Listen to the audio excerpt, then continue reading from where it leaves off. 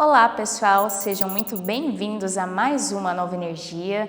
Eu sou a Fernanda Sayara e hoje nós vamos falar sobre saúde comunitária. Aproveite!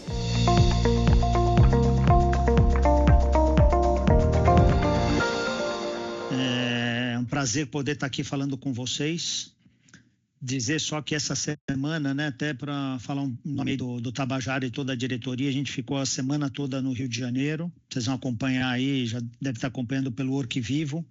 O Douglas ainda vai estar soltando algumas informações hoje ao longo do dia. Nós tivemos lá num evento mundial, né, do GLP, que é o World Liquid Gas Association, na qual a gente tem orgulho. Tabajara, nos últimos 2 anos, foi o presidente, né, mundial da associação. Tivemos também o evento ibero-americano, onde o Aurélio também estava como presidente, né? Então, conseguimos levar 60 revendedores, né? Fomos a única rede de distribuição que levou essa quantidade de revendedores para poder assistir primeiro o Latin American Day, que foi o primeiro dia, e ver, quem está acompanhando aí sabe da discussão regulatória, o quanto que é importante a mobilização nossa, né, e do Sindigás também, para fazer com que toda a operação de gás, que hoje é muito segura. O Brasil é modelo mundial, tá? Para vocês saberem,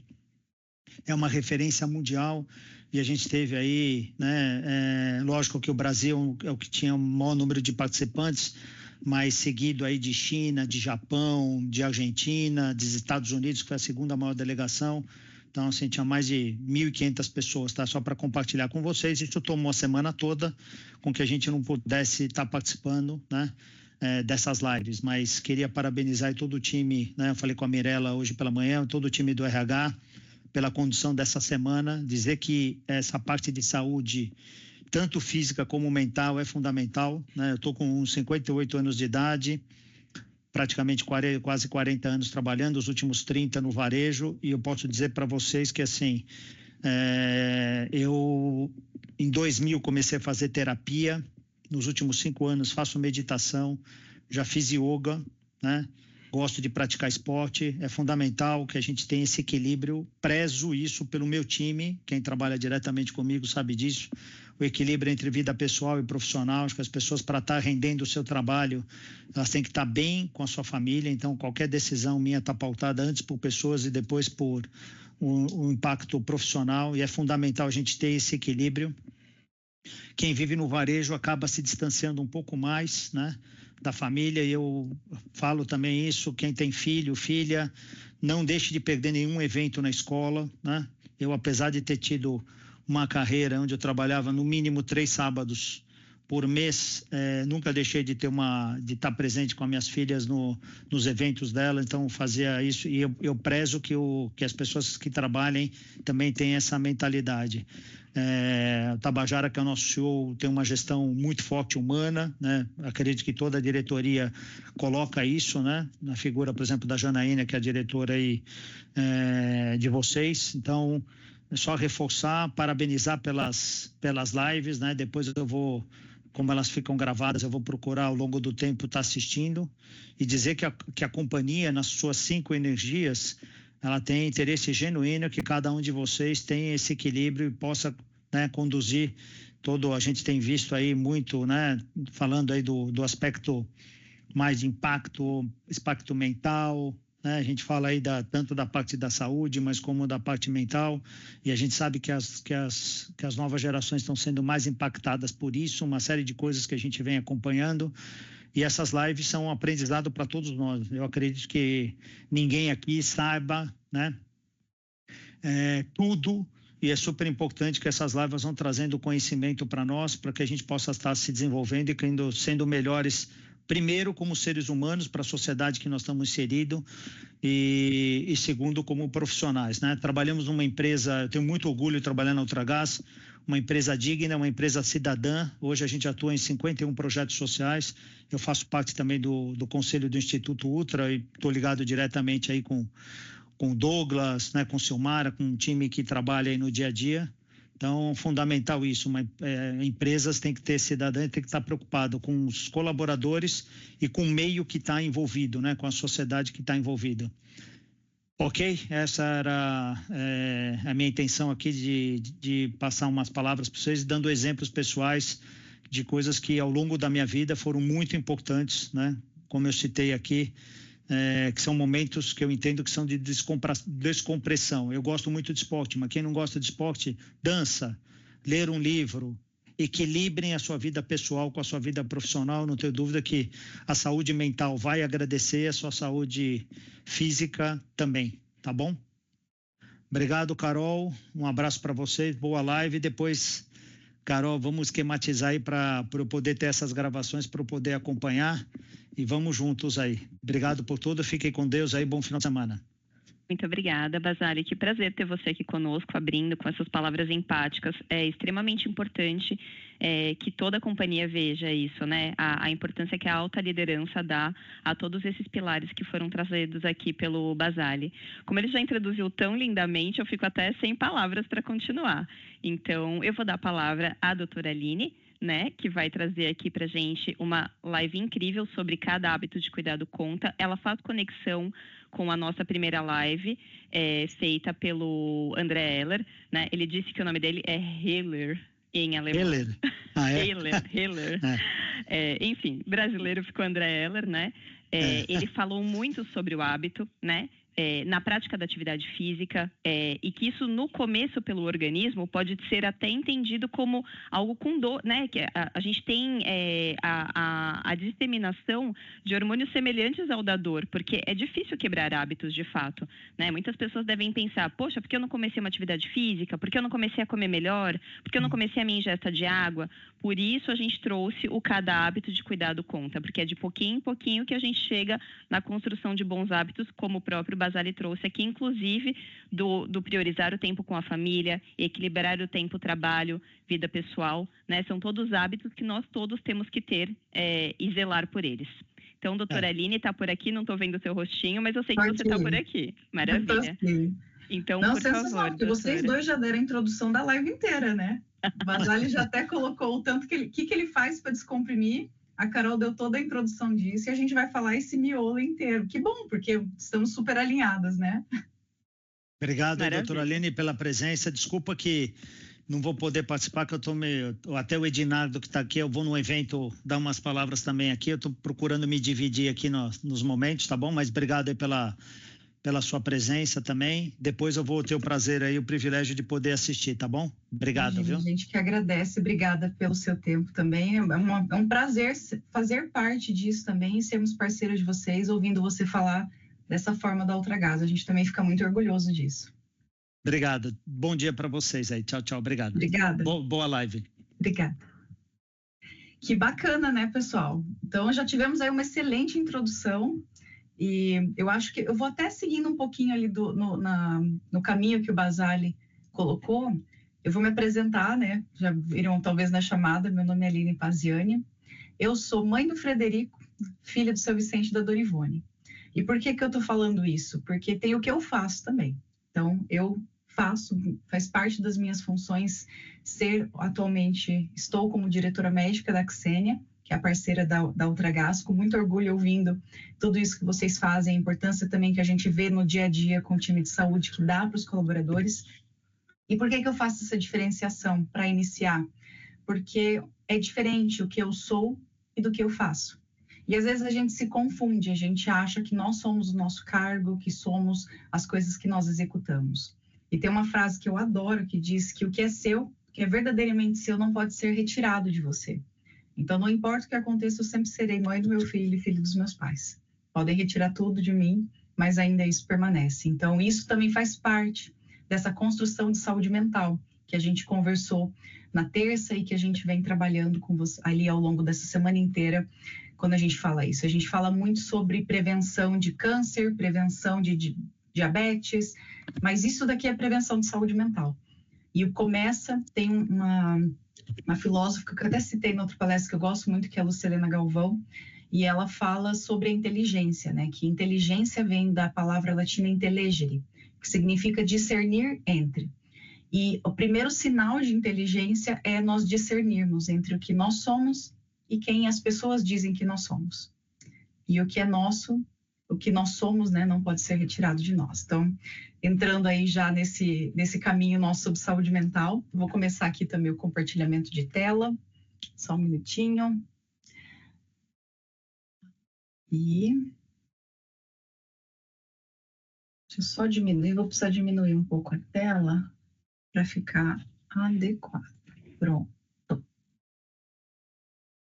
Estão vendo minha tela já? Agora estamos. Sim.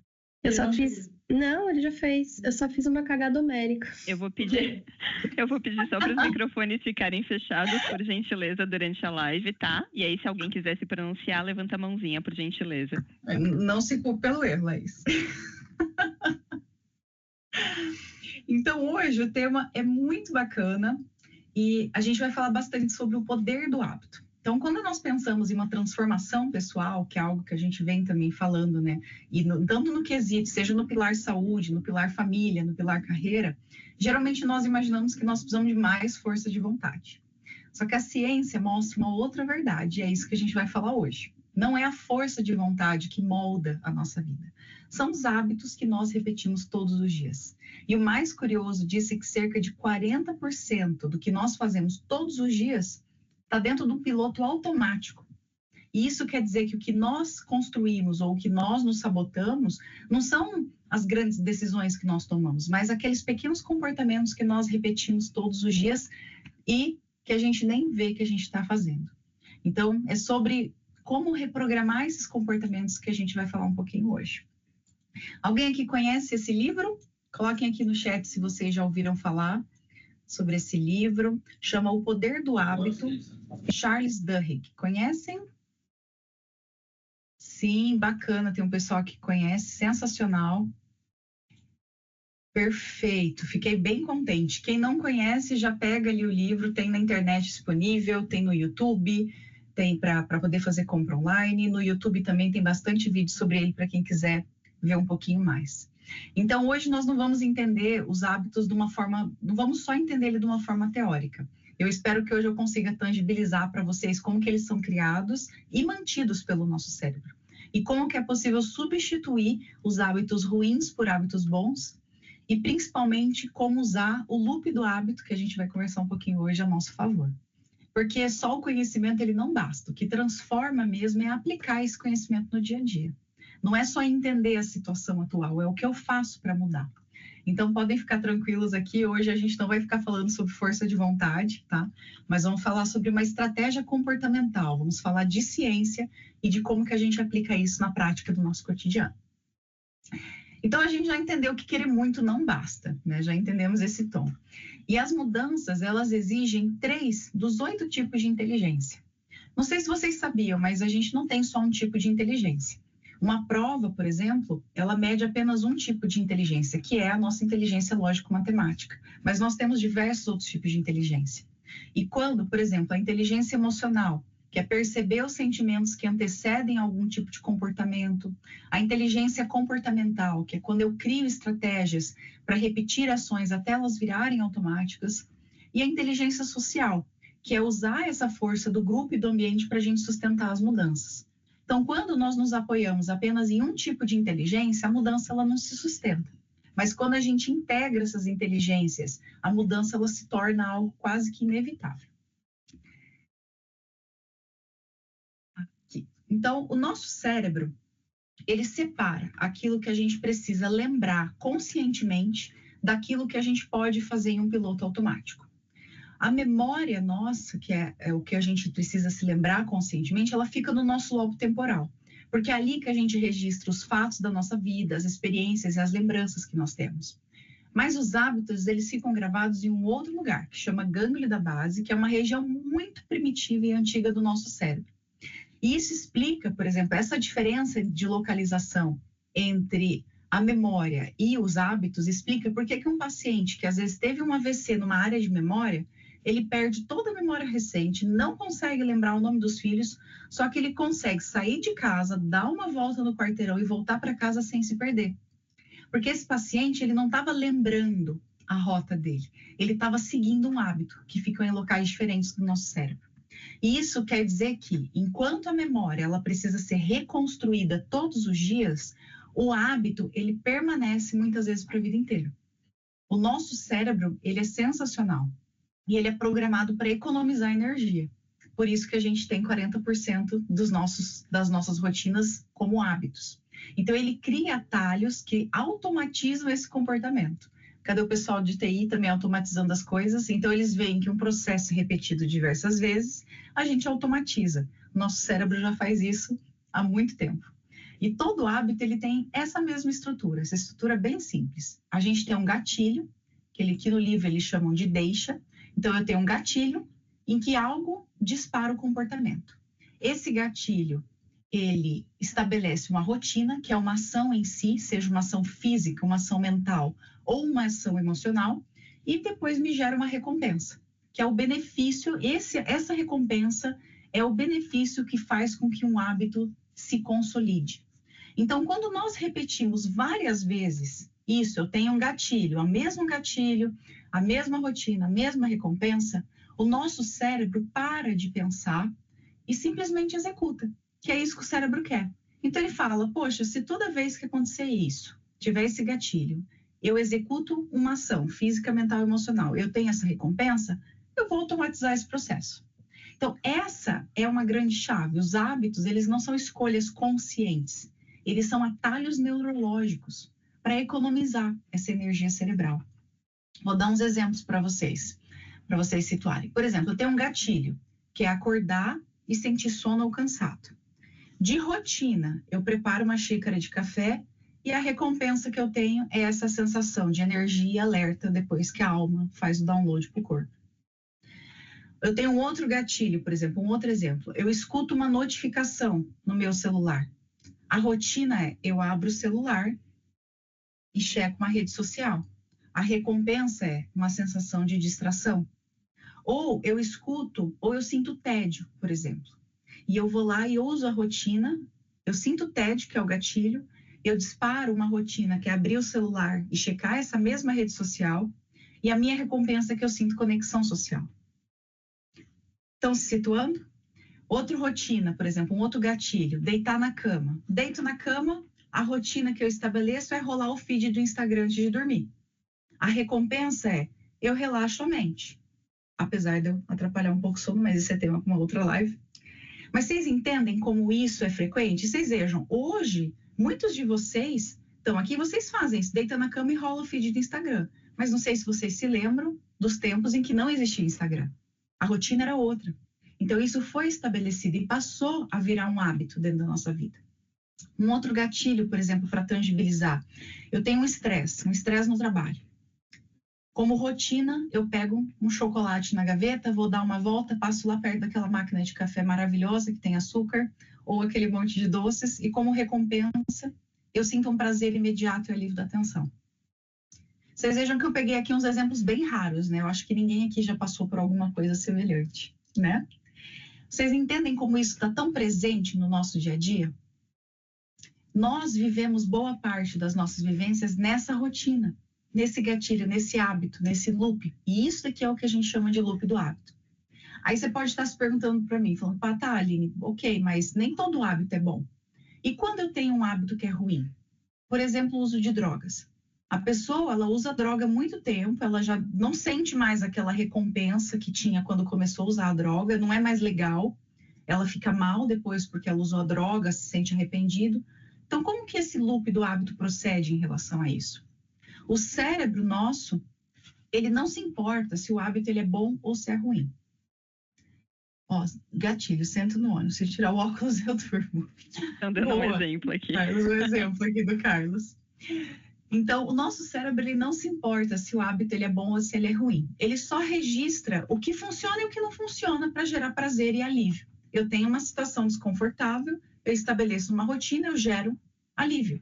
Lembra que o Basali deu o exemplo, ele falou da descompressão?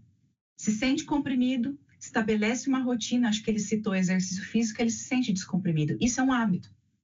E é por isso mesmo que mesmo sabendo que a droga faz mal, a pessoa continua usando.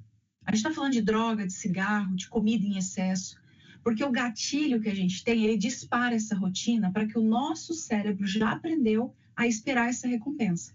Lembra que a rotina, ela é um atalho que o nosso cérebro criou para economizar energia? Gente, não dá nem tempo para a razão entrar em cena. E isso a gente está falando assim do aspecto comportamental, por exemplo, do uso de drogas. Tem a parte química também, tá? Mas, por exemplo, o cigarro tem um aspecto comportamental muito grande. Por quê? Porque é um atalho neurológico. Eu fico nervoso, então eu tenho um gatilho de estresse, de tédio, de ansiedade, até mesmo de locais e horários específicos aqui. Eu estabeleço uma rotina em que eu uso uma substância, eu fumo, eu bebo, eu cheiro, eu como em excesso, e também outras rotinas que às vezes são nocivas para a gente, em que eu sento na televisão, eu rolo tela, ao invés de fazer alguma outra coisa, para que eu atinja essa recompensa, que é esse prazer imediato. Esse prazer imediato tem um nome hormonal que se chama dopamina, ou eu tenho uma recompensa do alívio da tensão que eu estava sentindo, uma sensação de relaxamento, ou, por exemplo, uma sensação de pertencimento.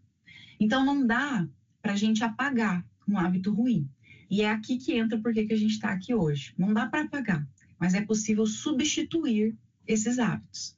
Então, nós usamos o mesmo gatilho e buscamos a mesma recompensa, mas a gente altera o caminho. Então, isso explica, por exemplo, o sucesso de grupos, por exemplo, como Alcoólicos Anônimos, porque eles oferecem práticas de recompensa poderosa, que é o apoio social e pertencimento. Uma pessoa, às vezes, ela tem um problema com álcool, e lá ela está se sentindo sozinha, ela vai até o bar encontrar o grupo dela, o grupo social. E ela bebe, e lá ela se sente pertencente. Ele troca essa rotina por um outro grupo, mas buscando a mesma recompensa. Então, o mesmo gatilho e a mesma recompensa. Veja se vocês vão se encontrando aí, nesse momento. Então, por exemplo, ó, algo acontece no meu cérebro que entra no modo automático para escolher qual rotina que eu quero usar. Por exemplo, sentir um cheiro de café. Aí ocorre uma ação. Essa ação é física, emocional ou mental, que foi acionada por esse gatilho. Eu sinto o cheirinho do café, eu tenho vontade de acender um cigarro, porque eu estou buscando, no final, essa sensação de relaxamento. Então, tem um estímulo positivo que ocorre no final desse hábito. E é isso que a gente acaba buscando. E isso é algo tão enraizado que, por exemplo, a publicidade usa muito disso. Então, eles incentivam hábitos novos em gatilhos comuns. Então, eles têm um gatilho comum e eles têm uma recompensa. E sabendo disso, eles conseguem nos induzir, às vezes, a ter novos hábitos, novas rotinas para que a gente consiga usar, por exemplo, o produto deles. Eu vou dar aqui o exemplo, não sei se vocês lembram da Pepsodent. Nos Estados Unidos, no século XX, poucas pessoas escovavam dente. Gente, escovar dente é um hábito muito recente. Então, a campanha da Pepsodent não falava em higiene, não falava, olha, vocês precisam ter uma higiene melhor, escovem seus dentes. Ele criou um gatilho. Quer ver? A propaganda deles era o seguinte: passe a língua nos dentes, sua língua, e tenha essa sensação de passar a língua nos dentes. Você vai sentir uma película. A escovação era essa rotina que eles queriam induzir. E a recompensa era um sorriso branco e uma sensação de frescor na boca. A campanha deles foi essa. Esse foi o gatilho, passar a língua nos dentes e sentir essa película. E aí eles tiveram, inclusive, que adaptar o produto deles, que é a pasta de dente, para que ela tivesse mais espuma e tivesse uma sensação de frescor. Então, eles incluíram... Quem já usou, acho que a Sensodyne, né? Ela não dá uma espuma muito boa. Parece que nem escovou o dente. Quem aqui usa alguns tipos de shampoo que não espumam muito, a sensação que às vezes dá é que não foi lavado. Então, entendendo esses gatilhos neurais que a gente tem enquanto humano, eles incluíram na pasta de dente deles a espumação e o mentol, que dá uma sensação de frescor. Então, com isso, eles conseguiram, em 10 anos, mudar hábitos de milhões de pessoas. Então, escovar os dentes virou um hábito diário, que antes não era. Alguém chocado até aqui? A Marlboro, por exemplo, quem lembra da Marlboro? A marca, ela reposicionou o cigarro da Marlboro como um símbolo de masculinidade. O hábito de fumar foi associado a uma identidade e a um estilo de vida. Então, aqui o gatilho não era um gatilho físico, era um gatilho emocional, social, que era um desejo de pertencer a uma imagem. E eles incluíram o cigarro como sendo o veículo para me levar da onde eu me sentia para onde eu gostaria de me sentir. Lembra que a rotina ela pode ser uma ação, um sentimento, uma emoção? O Michael Phelps, por exemplo, né? Famoso nadador. O treinador dele, Bob Bauman, ele criou rotinas automáticas para o Phelps, que incluíam ouvir a mesma música antes das provas, até visualizar mentalmente o exercício, né? A corrida, a natação perfeita. Antes de dormir, o Phelps fazia um vídeo mental, imaginando cada braçada que ele dava, cada virada, e isso se tornou um hábito para ele. Então, quando chegava a competição, ele só executava o que estava gravado no cérebro dele. A recompensa que ele tinha ao estabelecer esse hábito era uma sensação de controle e vitória. Não sei se alguém aqui lembra, por exemplo, quem mais fazia isso? Esse hábito de imaginar a corrida antes dela começar. Alguém lembra quem fazia isso? Um brasileiro muito famoso? Não era o Senna que fazia isso? Era o Senna que fazia isso. Me lembro disso mesmo. O Senna fazia isso. E hoje tem vídeos, o Ayrton Senna lá, Carlos, ele fazia isso também. É um hábito, por quê? Porque dava essa sensação de controle e vitória. Então, ele estabelecia essa rotina para tirar essa sensação de medo de perda, de não ter controle, ele estabeleceu uma rotina para aumentar a sensação de controle e vitória. A Starbucks, famosa Starbucks, investiu em treinar funcionários para que eles desenvolvessem rotinas de autocontrole em situação de estresse com o cliente. O que eles fizeram? Eles estabeleceram uma rotina de criar script automático quando um cliente reclama. Então, o cliente reclama, estabelece um script automático para que eles tenham autocontrole para a hora de reagir. E esse autocontrole deles que eles estão buscando virou um hábito treinável. Então, não era apenas uma virtude pessoal. Então, eles não precisavam buscar pessoas que tinham já essa virtude, né, de autocontrole de padrão, de fábrica. Eles conseguiam treinar isso na equipe, ensinando, estabelecendo rotinas de como agir, com scripts. Então, eu estou trazendo esses exemplos para vocês, que é para dizer que os hábitos, eles não surgem por acaso. Eles são desenhados por campanhas, por treinadores, por empresas e até mesmo pela cultura de onde a gente está. E entender isso devolve essa percepção que a gente tem de controle. Porque se os outros conseguem redesenhar para a nossa vida, por que nós não conseguimos redesenhar para nós mesmos, no nosso próprio interesse? Então, criar um hábito, ele é como plantar essa semente. Ela precisa de repetição, consistência e um sistema claro. E a fórmula, ela é bem simples, é essa que vocês estão vendo. Gente, realmente, o livro é sensacional. Escolha um gatilho que vocês identificam, algo que já tem no teu dia a dia. Associe ele a uma pequena rotina, uma rotina pequena e positiva. E defina uma recompensa imediata. Por exemplo, eu quero melhorar a minha ingestão de água. Então, depois de tomar o café, eu vou beber um copo d'água e marcar no calendário. O que fixa o hábito não é o tamanho, a grandeza que eu tenho na ação. O que fixa o hábito é a repetição associada à recompensa. Então, na hora que eu marco no calendário, marcar o calendário dá uma sensação de dever cumprido. Vocês estão entendendo? Isso daí é muito prático para a gente colocar nos nossos dia a dias. Então, seguindo, né, um pouquinho, a regra de ouro é essa. A ciência diz que os hábitos, eles não desaparecem, mas eles são substituídos. E o cérebro, ele não apaga o caminho que a gente criou, mas a gente consegue construir um outro caminho em cima dele. Então, mantenha o mesmo gatilho, mantenha a mesma recompensa, mas vamos aqui hoje pensar em formas que a gente consegue ter de mudar o caminho do meio. Então, por exemplo, como eu falei ali antes, né, dos alcoólicos anônimos, eles criam esse desejo de recompensa. Essa recompensa de conexão, ela é suprida da mesma forma, mas com uma outra rotina, em um outro local. Porque isso requer uma investigação profunda. Às vezes você fala, Aline, eu tenho um hábito, mas eu não tenho nenhum ganho com isso. O que eu ganho desse hábito ruim? A gente tem um impulso muito grande de dizer, não ganho nada, é tudo ruim. Mas a gente tem um ganho. Só que esse ganho não está claro. Então, nós fazermos o que precisamos fazer, a gente faz o que precisa fazer, mas a gente só repete o que é bom para o nosso cérebro, o que dá para o nosso cérebro essa sensação de prazer. Então, isso daqui é a chave de nós virarmos esse investigador de nós mesmos. Então, por exemplo, se eu tenho um gatilho lá de sentir estresse e a recompensa eu estou buscando calma, tem gente que coloca o cigarro nessa rotina. Mas qual outra rotina eu posso estabelecer para que eu tenha o mesmo resultado.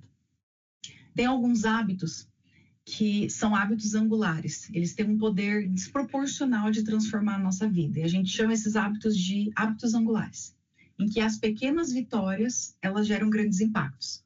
Então, por exemplo, quando alguém começa a se exercitar, ele não melhora só a saúde física dele, mas ele melhora o sono, ele melhora naturalmente, vai melhorar o sono. Então, se ele tem uma competição de manhã ou vai participar de uma maratona, à noite ele vai dormir mais cedo.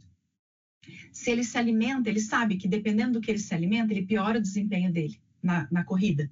Então, ele vai controlar a alimentação. E ele também melhora a autoestima. E isso é uma peça de dominó, esses hábitos angulares. E a atividade física, por exemplo, é uma dessas. Então, tem empresas, tem hospitais que mudam a cultura inteira ao adotar pequenos hábitos angulares. Por exemplo, checklists ou reuniões rápidas, que criam grandes exemplos. Tem um hospital, por exemplo, nos Estados Unidos, em Rhode Island, em que o hábito de ter checklist e dar feedback mudou a cultura da equipe, porque foram esses pequenos ajustes que geraram grandes mudanças. Então, por exemplo, o exercício melhora sono, alimentação e energia. Fazer a cama, arrumar a cama de manhã. Quem aqui arruma ou não arruma a cama de manhã, fica a dica. Até mesmo para quem tem crianças em casa e filhos adolescentes. Fazer a cama me dá um gatilho de disciplina e organização. Se você... Tem um livro, inclusive, que eu acho que chama Primeiro Arrume Sua Cama. Então, se você entende que você está precisando de mais disciplina e organização na sua vida, comece arrumando sua cama. Na hora que você finalizar de montar a sua cama, que é uma rotina, você que se sente indisciplinado e desorganizado, você vai falar, arrumei minha cama. Você vai se sentir mais organizado e disciplinado depois. Isso já dá um outro impulso para você começar o teu dia. A disciplina ordena o homem. Isso, ela dá a disciplina, ela traz essa sensação que a gente tem de prazer. Se a gente está com uma vida muito bagunçada, em diversas formas, começa com pequenos hábitos, começa arrumando sua cama, organizando uma sala, arrumando umas almofadas. Naturalmente, essa sensação de organização, ela se expande para outros aspectos da sua vida, porque você já viu que você pode. Registrar refeições. Quem aqui já foi nutricionista e achou muito chato ter que ficar anotando todos os alimentos? Quando a gente anota o que a gente está comendo, naturalmente nós melhoramos a nossa escolha. Ou a gente se sabota e quer esconder na Nutri, o que não faz muito sentido, tá, gente? Não faz o menor sentido a gente se sabotar. Então, a gente faz uma escolha melhor, porque você não quer se comprometer em anotar uma comida ruim. É por isso que a Nutri... Doutora Aline. Dica. Gabi, eu queria fazer até um comentário. Você comentou que automaticamente, quando a gente organiza algumas coisas, né, dá uma sensação de organização. Eu brinco muito com as meninas aqui que trabalham comigo, que quando a minha casa não está organizada, a minha cabeça fica desorganizada. Então, fica difícil seguir o dia, fica difícil organizar outras coisas, sabendo que o principal, onde eu comecei o meu dia, onde eu vou terminar o meu dia, não está organizado. Então, se de manhã eu não consigo fazer alguma coisa, porque o sono bate forte, a gente acorda mais em cima do horário, eu chego do trabalho, eu tenho que organizar tudo para dormir. Eu preciso limpar o fogão para cozinhar, eu preciso lavar a louça para cozinhar. Não consigo viver se não tiver organização. Acho que é por conta desse estímulo, né? É esse estímulo, porque quanto mais você recebe desse estímulo que você busca, mais você vai em foco dele. Você entende assim? É uma pequena vitória. Para alguém que está desorganizado e precisa melhorar isso, você já tem uma pequena vitória. Gente, isso daqui é um ganho rápido. Se você arrumar a tua cama. E isso melhora a nossa sensação e a gente fala, putz, consigo. Tanto é que todo dia de manhã eu faço palavras de afirmação com meu filhinho. Meu filhinho tem 2 anos e meio. E ele está naquela fase terrível, né, de criança, e eles sentem muito forte as emoções. A gente fala, todo dia de manhã, ele fala, eu sou, aí ele completa a frase, gentil. Ele é gentil. Então, quer ver quando ele fala diligente? Minha mãe chora de dar risada. Fala, filha, o que é diligente? Nem eu sei. Minha mãe tem 70 anos. Aí ele fala, diligente. Por quê? Porque eu estou criando nele também esse treinamento de que ele vai se reconhecer dessa forma. E quando ele lembrar, ou quando ele não se sentir capaz, quando ele se sentir mal, estiver se sentindo mal consigo mesmo, porque ele tomou uma atitude ruim, ele pode lembrar que ele é gentil e ele volta a se sentir dessa forma. Então é isso que a gente está construindo também nas nossas crianças e na gente. Enquanto adulto, isso faz todo sentido quando a gente está tentando mudar um hábito. Tá? Isso vai muito de encontro, doutora. É impossível não fazer conexões com o filme do Divertidamente, que explica de forma tão lúdica emoções e entendimentos tão complexos de vida, né? Mas dos momentos mais difíceis, né, do segundo filme, não do primeiro, é quando ela tem uma mudança ali no senso de si e ela começa a achar que ela não é boa o suficiente, né? Eu acho que aquilo não tem uma pessoa, e eu, inclusive, falando agora, me emociono. Você vê uma criança ali, né, pré-puberdade, tendo um senso de si do não sou boa o suficiente. E aí, se você já construiu isso lá no começo da vida, deste pequeno ser, ele vai resgatar isso. E ele vai falar, não, eu sou boa o suficiente, né? Porque em algum momento isso vai ser confrontado na vida adulta. A gente vai se questionar, né? Mas a gente volta lá na memória primitiva, e depois eu quero colocar uma outra questão que eu lembrei, mas incrível toda essa conexão que a gente consegue fazer com tudo isso que a gente já vivenciou, né? Enfim, ou já leu, ou já assistiu, mas eu gostaria de recomendar fortemente que todos assistam, além de ler o livro, óbvio, sugerido, e em especial o 2, que fala muito sobre essa percepção de si. Né, eu acho que foi muito forte o 2 falando sobre isso. E é muito legal que você está construindo com o seu filhinho.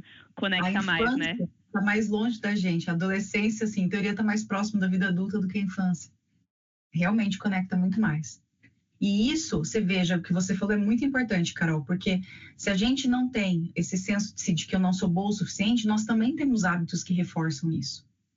Porque se eu estou buscando essa sensação, eu vou encontrar caminhos que reforçam esse pensamento, ok? Então, se eu quiser ter uma sensação diferente, eu preciso encontrar outros caminhos, porque o que eu faço no meu dia a dia me leva para esse sentimento ruim. Então, entra aqui um aspecto muito importante que a gente tem relacionado a esse processo todo, que é encontrar quais são os caminhos que eu consigo percorrer que me deixam, que me saem, quais são os gatilhos que eu tenho, então como eu me sinto, como eu quero me sentir e como eu posso fazer para chegar nesse lugar. Então agora eu quero desafiar até vocês para pensarem nesses hábitos na vida de vocês. Por exemplo, pensem numa rotina, num hábito que vocês têm. O hábito que vocês têm e que vocês gostariam de mudar, aquilo é a tua rotina. E quando você identifica essa rotina, eu convido vocês a pensar um passo antes e um passo depois. Qual é o caminho? Qual é o gatilho? Então, eu já sei qual é o hábito que eu tenho, que é a rotina. Qual é o gatilho? O que acontece antes, logo antes? Ou qual é a sensação que tem logo antes, o sentimento envolvido logo antes de eu tomar esse hábito, de eu fazer essa ação? O que eu estou buscando sentir depois? Então, esse processo de investigação, vocês conseguem fazer isso para o dia a dia de vocês. Reflitam comigo. Acontece alguma coisa, vocês têm um hábito que vocês gostariam de mudar. O que acontece logo antes? Ou qual é o sentimento também atrelado logo antes de eu executar essa ação? Pensem aí. Vou dar um segundinho para vocês pensarem. E qual é o sentimento? Como eu gostaria de me sentir depois?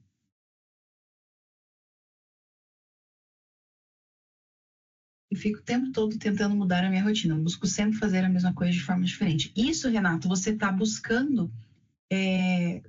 Tem um ganho nisso também, até mesmo do tempo todo de não estabelecer rotinas. Então, qual é essa sensação que você está buscando? Você pode estar só mapeando novas formas de chegar na deixa para recompensa, ou até mesmo isso ser um hábito. A gente precisa olhar isso bem. Por exemplo, quando eu estou triste, eu quero me sentir feliz. Estou buscando a recompensa de felicidade. Quais são as rotinas, quais são os hábitos que eu posso estabelecer para isso? Eu posso ir lá e comer, eu fico feliz. Só que se eu faço isso rotineiramente, habitualmente, isso me traz prejuízos. Quais são? Se eu me sinto feliz, se eu estou triste, eu quero me sentir feliz, qual é um outro caminho que eu posso ter que me leva até essa felicidade? Por exemplo, me deixa muito feliz quando eu consigo caminhar na rua. Eu gosto muito de caminhar na rua. Só que eu não consigo fazer isso todos os dias. Então, eu não vou fazer e vou voltar a comer? Você entende que a gente precisa de repertório? Primeiro que a gente precisa se conhecer para saber qual é a deixa e qual é a recompensa. E depois é encontrar novos caminhos. Porque, por exemplo, eu adoro andar na rua. E entre comer e andar na rua, a comida está muito mais de fácil acesso do que para mim. Hoje, por exemplo, eu estou trabalhando. Eu não vou conseguir sair daqui e fazer o passeio que eu gosto. Então, por conta disso, se eu só tenho duas opções, eu vou escolher a segunda que vai me causar um prejuízo? Então, eu preciso, às vezes, ter terceiras vias, quartas, quintas, que me trazem essa sensação de felicidade. Então, aqui a gente entra num processo investigativo muito maior sobre a nossa vida, em que a gente consegue efetivamente trazer isso em momentos diferentes. Por exemplo, eu adoro ler.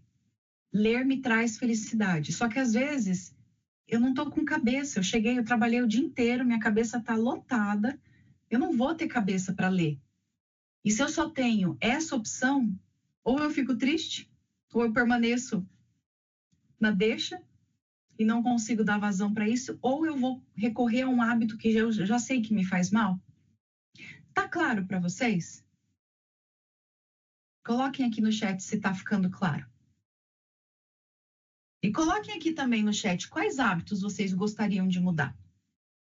Escrevam aqui se quiserem um hábito que vocês gostariam de mudar. Isso é bem importante. Porque isso, gente, eu uso, tomar mais água. Esses hábitos, dormir mais cedo, sensacional. Né, Carol? É uma guerra, mas sim, beber mais água e menos outras bebidas, que eu não vou citar.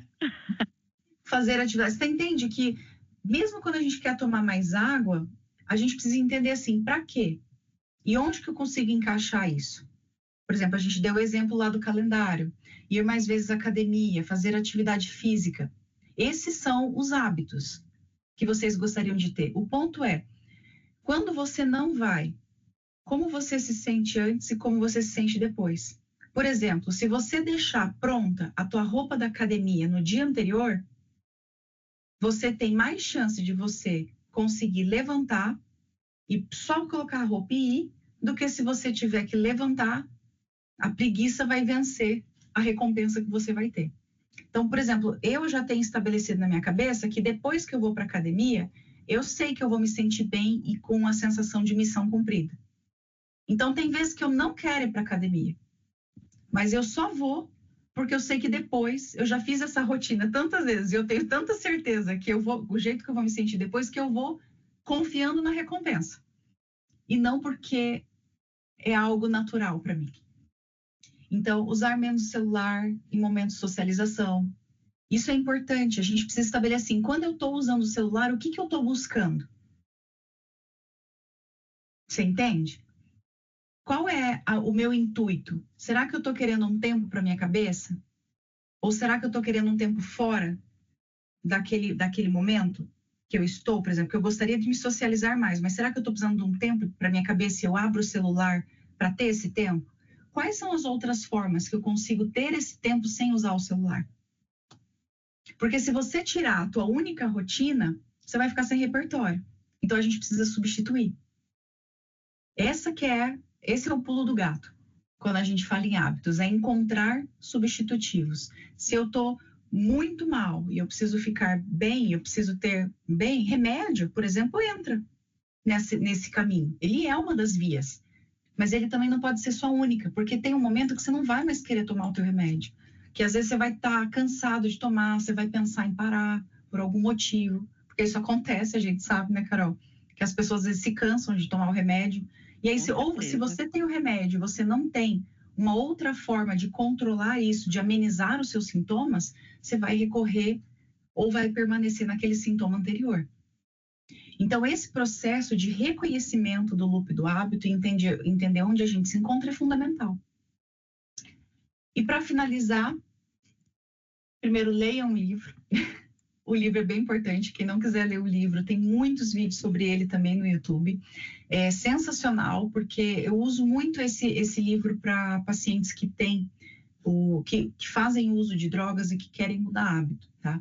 E é bem interessante quando você vê isso, porque a gente pensa na droga, tem a parte química também, mas tem um fator comportamental muito grande.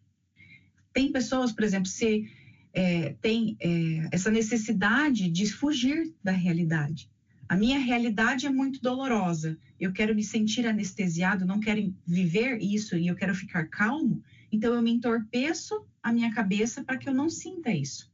Você entende que tem uma recompensa? Então, quais são as outras formas que eu consigo de chegar de A até B, passando por um outro caminho que não seja o entorpecimento da cabeça? Se eu me sinto triste e abandonado e eu quero me sentir pertencente, qual é? Onde mais eu tenho essa sensação? Por exemplo, eu tinha pacientes que elas queriam melhorar alguns aspectos da vida delas, em que para algumas pessoas funcionava jardinagem. Tem outras que não funcionam jardinagem de forma alguma. Então, o ponto aqui é a gente ter repertório do que funciona para a gente. Por exemplo, eu adoro tocar piano. Eu adorava, na verdade. Faz muito tempo que eu não toco. Então, por isso, minha vida vai ficar... se eu só tenho isso de repertório, eu não consigo sair do estado que eu tô. Então, eu preciso encontrar outras vias. Outra coisa, por exemplo, que eu adoro, quando eu tô triste, eu quero me sentir feliz. Eu adoro tomar um cafezinho, sabe, num lugar bonito. Mas às vezes não, né? Frequentemente é dia de semana, 3 horas da tarde. A gente não pode fazer isso. Mas será que eu não consigo, às vezes, sair 10 minutos no meu trabalho sabendo que isso me traz uma sensação de felicidade? Eu fazer uma pausa de 10, 15 minutos, ir num lugar um pouquinho mais verde que tem ali no meu trabalho e tomar um cafezinho numa xicrinha bonita? Está entendendo, gente? Como que a gente vai criando repertório? A gente vai entrando num processo de descobrimento pessoal muito grande. E isso é o que vai trazer para a gente essas mudanças que a gente precisa no hábito. E para finalizar, eu queria trazer para vocês a seguinte reflexão, que as emoções, elas são naturais e elas são esperadas. A gente tenta muito controlar a emoção, mas não é nelas que a gente deveria estar focando. Então, muito que a gente fala de saúde mental, ela passa por emoções. E aqui o convite para vocês é que para vocês se tornem observadores da vida de vocês.